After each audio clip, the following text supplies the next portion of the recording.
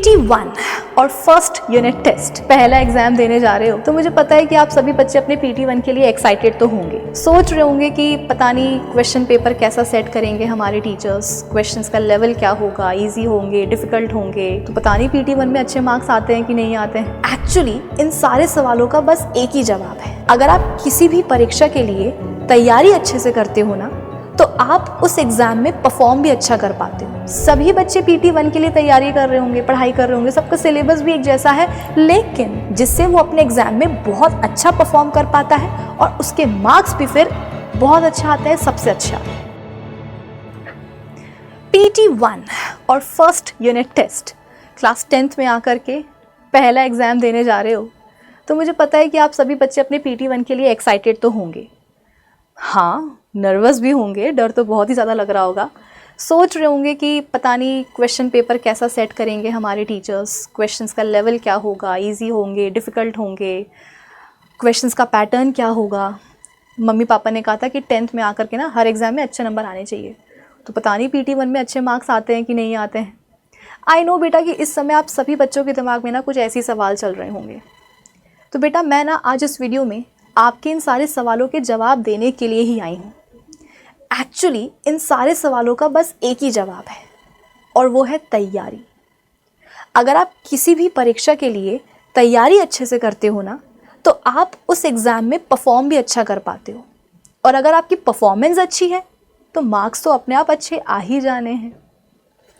अब तैयारी तो हर बच्चा करता है। आपकी अभी क्लास में जितने भी बच्चे हैं सभी बच्चे PT1 के लिए तैयारी कर रहे होंगे, पढ़ाई कर रहे होंगे, सबका सिलेबस भी एक जैसा है, लेकिन टॉपर तो केवल एक ही बनता है, केवल एक ही बच्चा टॉप करता है क्लास में। पता है क्यों? क्योंकि वो जो टॉपर स्टूडेंट है ना वो रैंडमली पढ़ाई करना शुरू नहीं कर देता है।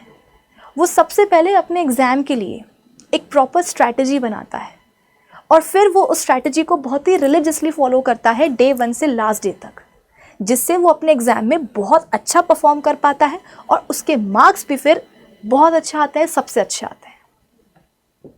तो मैं ये चाहती हूँ कि इस वीडियो को देखने वाला हर एक बच्चा इस बार अपने PT1 में क्लास का टॉपर बने, और इसीलिए इस वीडियो में मैं आप सभी बच्चों के लिए लेकर के आई हूँ आपके PT1 की एक complete strategy for science subject. तो इस स्ट्रैटेजी को आपको पूरा देखना है, अच्छे से समझना है और इसे फॉलो भी करना है और अपने PT1 में रॉक करना है। तो क्या आप लोग रेडी हो स्ट्रैटेजी को जानने के लिए? आज आप स्टार्ट करते हैं। So hi guys, this is Vibhuti Khare, welcome to class 10 by Adda 24/7। और जैसा कि मैंने आपको बताया कि आज हम आपके PT1 की एक शानदार सी स्ट्रैटेजी को डिस्कस करने वाले हैं। तो आ जाओ बात कर ही लेते हैं स्ट्रैटेजी के ऊपर, लेकिन उसके पहले ज़रा हम ये तो पता कर लें कि आपके PT1 का सिलेबस क्या है। देखो, अब कुछ स्कूल्स ऐसे होते हैं जो PT1 के लिए सिलेबस कुछ ऐसा रखते हैं कि केमिस्ट्री का एक चैप्टर, बायोलॉजी का एक चैप्टर और फिज़िक्स का एक चैप्टर। कुछ स्कूल्स में सिलेबस ऐसा होता है कि केमिस्ट्री के 2 चैप्टर्स आ जाएंगे, फिज़िक्स का एक ही आएगा, बायोलॉजी का भी एक ही आएगा। कुछ स्कूल्स में ऐसा भी सिलेबस बन जाता है PT1 का कि केमिस्ट्री का एक ही चैप्टर है, बायोलॉजी का एक चैप्टर है, फिज़िक्स के 2 चैप्टर्स हैं।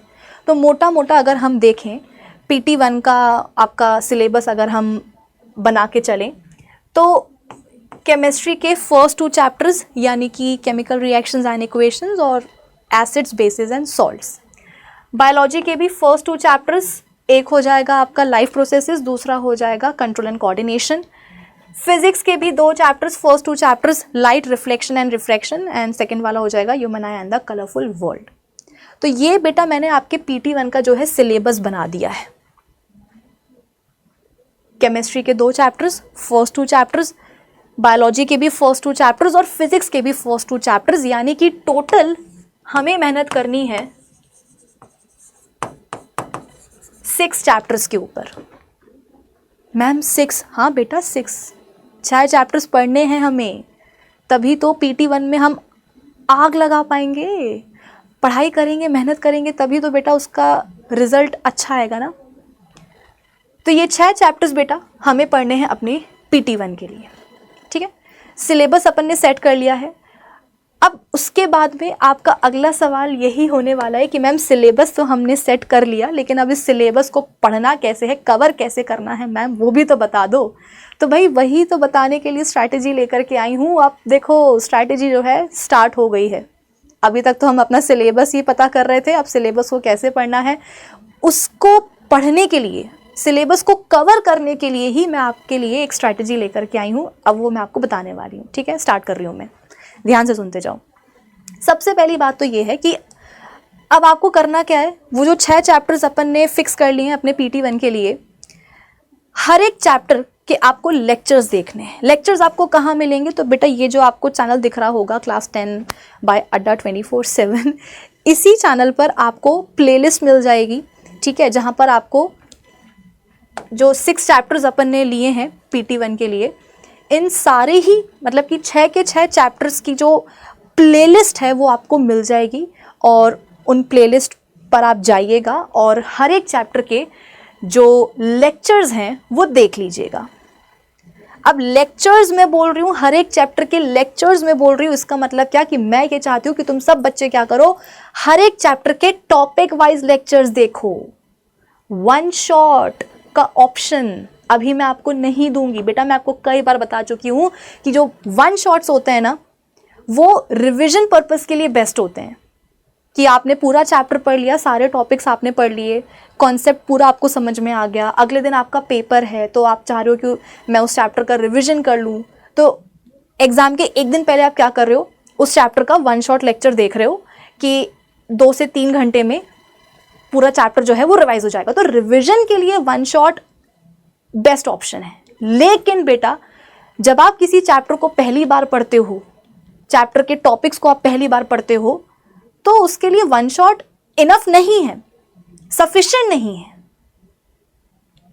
अभी तो आप 10th में पहुंचे हो, अभी तो आपका बेटा ये सेशन स्टार्ट हुआ है, अभी आप पे टाइम है कि आप टाइम इन्वेस्ट कर सको हर एक चैप्टर पर, हर एक चैप्टर के सारे टॉपिक्स पर। अगर हम एग्जाम टाइम में भी हम ये स्ट्रैटेजी डिस्कस कर रहे होते तो मैं आपको यही बोलती कि बेटा एग्जाम नज़दीक है, टाइम बचाना है, हमें रिवीजन भी करना है, PYQ भी लगाने हैं, तो अब तुम क्या करो, हर एक चैप्टर के जो वन शॉट लेक्चर है तुम वो देखो, टाइम बचाओ। लेकिन अभी तो हमारे पास टाइम है ना बेटा, अभी हम क्यों टाइम बचा रहे हैं, अभी तो हम टाइम इन्वेस्ट करेंगे, लगाएंगे टाइम हर एक चैप्टर में, चैप्टर के हर एक टॉपिक में। तो इसीलिए मैं बोल रही हूँ कि जो 6 चैप्टर्स अपन PT1 के लिए पढ़ने वाले हैं, हर एक चैप्टर की तुम क्या करोगे, टॉपिक वाइज लेक्चर्स देखोगे, वन शॉट नहीं। ज़्यादा शॉर्टकट में मत चलो, नहीं तो गड़बड़ हो जाएगी। जब तक तुम टॉपिक को नहीं समझोगे, कॉन्सेप्ट को नहीं समझोगे लेक्चर लगा करके, तब तक उसके ऊपर जो क्वेश्चंस बनते हैं ना बोर्ड एग्जाम में, वो तुमसे बनेंगे नहीं। मैं तुमको पहली वार्निंग दे रही हूँ, सोच लो, शॉर्टकट नहीं हर जगह बेटा काम आता है। और मैं तुम्हें ऑप्शन भी तो दे रही हूँ बेटा, मैं तुम्हें बता भी तो रही हूँ कि तुम्हें हर चैप्टर के जो टॉपिक वाइज लेक्चर्स है वो कहाँ मिलेंगे, यही मिल जाएंगे। तुम प्लेलिस्ट जा करके देखना, हर चैप्टर के तुम्हें मिल जाएंगे सारे लेक्चर्स, फिर क्या टेंशन है तुम्हें। ठीक है, चल। तो जब तुम ये कर लोगे, जैसे कि मान लो कि तुमने केमिस्ट्री के फर्स्ट चैप्टर से पढ़ना तुमने शुरू किया है, ठीक है, तुमने केमिकल रिएक्शंस एंड इक्वेशंस के जो टॉपिक वाइज लेक्चर्स है वो तुमने लगा लिए हैं।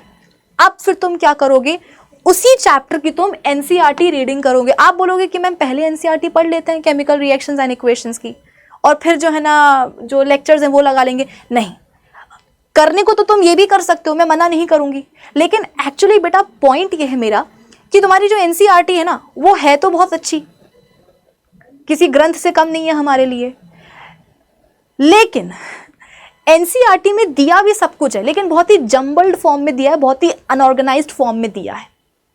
तो तुम्हें NCERT का हर एक पैराग्राफ की हर एक लाइन तुम्हें तभी समझ में आएगी जब तुम उस चैप्टर को, चैप्टर के सारे टॉपिक्स को ना तुम ऑलरेडी समझ चुके होंगे डिटेल में। जब तुम्हें कॉन्सेप्ट समझ में आ जाएगा ना, फिर तुम अगर NCERT रीडिंग करोगे तो तुम्हें बेहतर तरीके से NCERT समझ में आ पाएगी।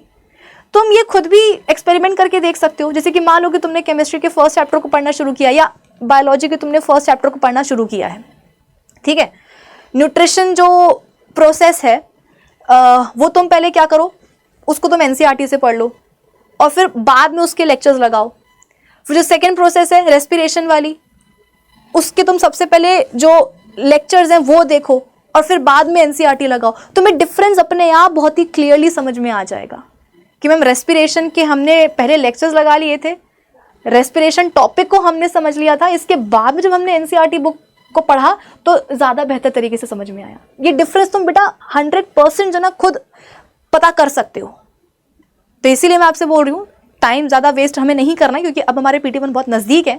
ठीक है, ये जो एक्सपेरिमेंट है ये आप अपने समर वेकेशंस में कर सकते थे, अगर आपने करा होगा तो अच्छी बात है, नहीं किया तो अब टाइम नहीं है बेटा। ठीक है, बाद में कर लेना, PT1 के बाद में कर लेना। अभी मेरी बात सुन लो कि तुमने अगर केमिस्ट्री का फर्स्ट चैप्टर लगा लिया है, टॉपिक वाइज लेक्चर अगर तुमने सारे देख लिए हैं, उसके बाद में तुम क्या करोगे, उस चैप्टर की तुम रीडिंग लगाओगे एनसीईआरटी से। अब एनसीईआरटी से रीडिंग लगाने का क्या मतलब है वो भी समझो। ये नहीं कि बस बैठ करके किसी जो है ना मैगजीन की तरह पढ़ ली एनसीईआरटी, नहीं। एनसीईआरटी पढ़ने का मतलब ये है कि तुम एनसीईआरटी में दिए गए उस चैप्टर के इन टेक्स्ट क्वेश्चंस करोगे, एक्सरसाइज क्वेश्चन करोगे, ठीक है, और जो एक्टिविटीज हैं वो भी करोगे। मैंने क्या बोला, मैगजीन नहीं है एनसीईआरटी, होली बुक है हमारे लिए। तो उसकी हर एक चीज बहुत ज्यादा जरूरी है। तो जब चैप्टर हो जाएगा लेक्चर्स लगा लोगे, एनसीईआरटी को रीड करना है, इंटेक्स क्वेश्चंस लगाने हैं, एक्सरसाइज क्वेश्चंस लगाने हैं, एक्टिविटीज करनी है, और हर एक चैप्टर में जो डायग्राम्स दिए हुए हैं, आप बोलोगे मैम फिजिक्स में तो चलो डायग्राम समझ में आते हैं, बायो में भी समझ में आते हैं, मैम केमिस्ट्री में भी जो फिगर्स दिए होते हैं, जी हाँ, एनसीईआरटी में दिया हुआ हर एक चीज बेटा बहुत जरूरी है। तो जो भी तुम चैप्टर पढ़ रहे हो 6 में से, उस चैप्टर में आपकी एनसीईआरटी बुक में जो भी डायग्राम, जो भी फिगर दिए हुए हैं, छोटा हो चाहे बड़ा हो, सब पढ़ना है, अच्छे से पढ़ना है। ठीक है, तो लेक्चर लगा लिए तुमने, इसके बाद में उस चैप्टर को तुमने क्या करा, एनसीईआरटी से भी पढ़ लिया, एनसीईआरटी की तुमने ये सारी चीजें कवर कर ली, इंटेक्स क्वेश्चंस हो गए, एक्सरसाइज क्वेश्चंस हो गए, एक्टिविटीज हो गई, डायग्राम्स हो गए। फिर क्या करोगे, उस चैप्टर के तुम PYQs लगाओगे।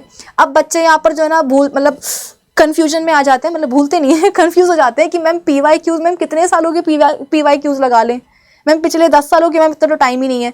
नहीं, पिछले 10 सालों या 5 सालों की मैं बात ही नहीं कर रही हूँ।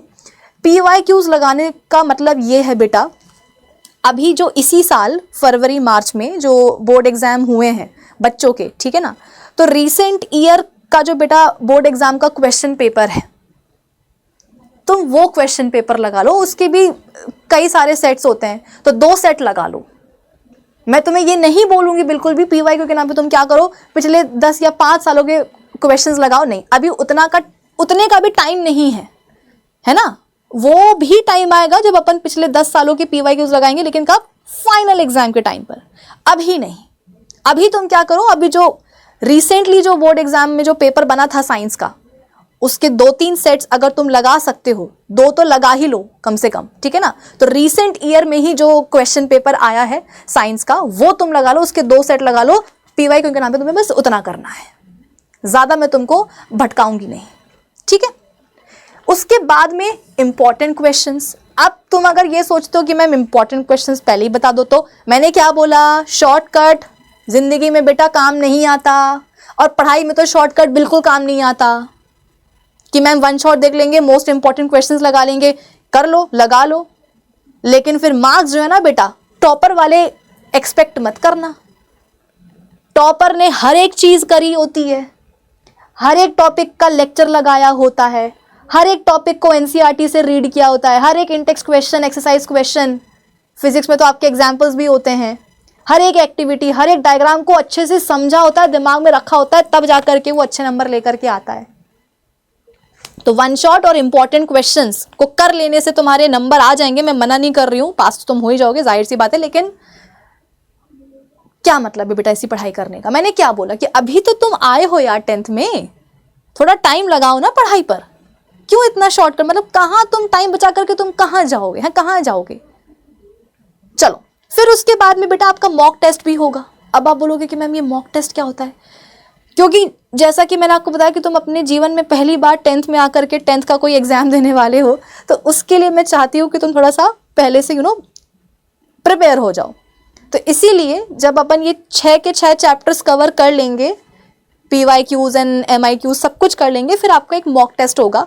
मॉक टेस्ट में जो 6 चैप्टर्स अपन लेकर के चल रहे हैं, इन 6 के 6 चैप्टर्स के क्वेश्चंस हम आपको देंगे टेस्ट के फॉर्म में। उन क्वेश्चंस को आप आंसर करना और आंसर्स को बाकायदा हम चेक भी करेंगे, ठीक है। आपको एक आंसर शीट दे देंगे, मॉडल आंसर शीट, आप खुद उसमें चेक कर पाओगे कि भाई आंसर होना क्या चाहिए, हमने क्या लिखा है, हमसे कहाँ गलती हुई है, वो आप अपने लेवल पर चेक कर पाओगे।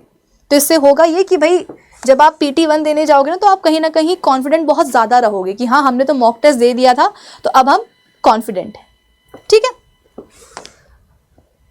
अब अगर मैं बोल दूं कि बेटा ये स्ट्रैटेजी है, ये तुम फॉलो कर लेना, तो बेटा ऐसे तो हो गई है, ऐसे तो हो गई।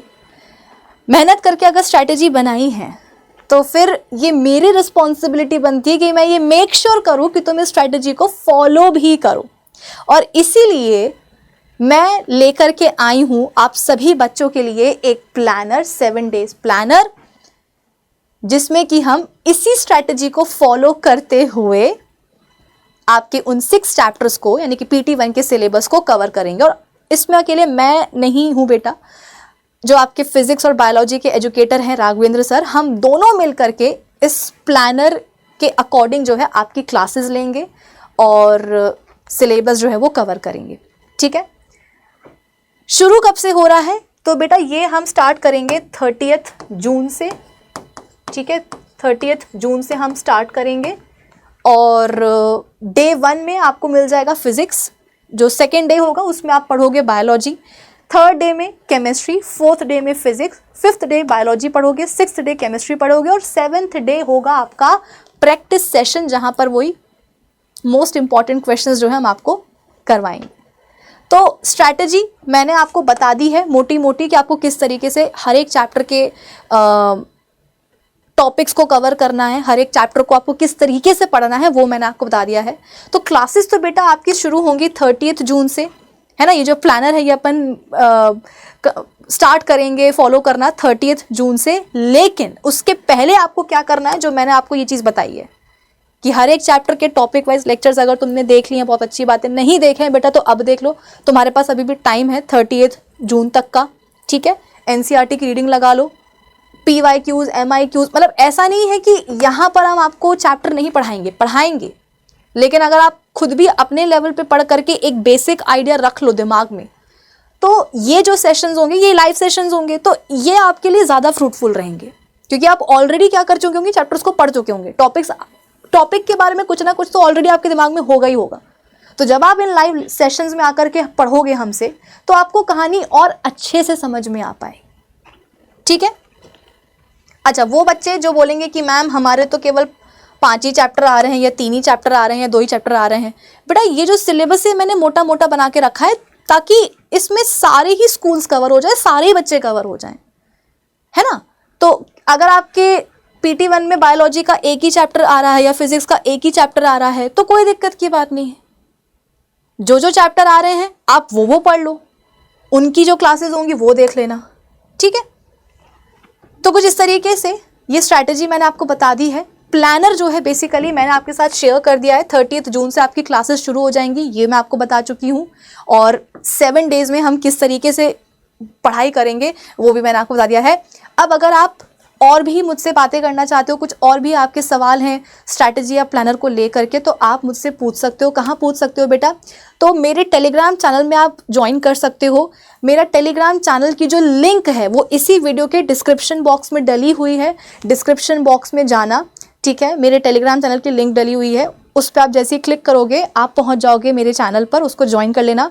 वहाँ पर जो है आपको मैं डेली अपडेट्स देती रहती हूँ, आपके सेशन से रिलेटेड, आपके लेक्चर से रिलेटेड, लेक्चर्स के नोट्स भी आपको वहीं मिलते हैं और वहाँ पर आप अपने सवालों के जवाब भी मुझसे ले सकते हो। तो अब जल्दी से इस वीडियो को लाइक कर दो, क्योंकि मुझे पता है कि स्ट्रैटेजी आपको पसंद आई ही होगी। अपने बाकी सारे फ्रेंड्स और क्लासमेट्स में शेयर कर दो। और हाँ, अगर चैनल पर नए हो तो इसको सब्सक्राइब ज़रूर करके जाना। मिलते हैं हम अपने अब सेशंस में और PT1 को करेंगे मिल करके रॉक। Bye bye.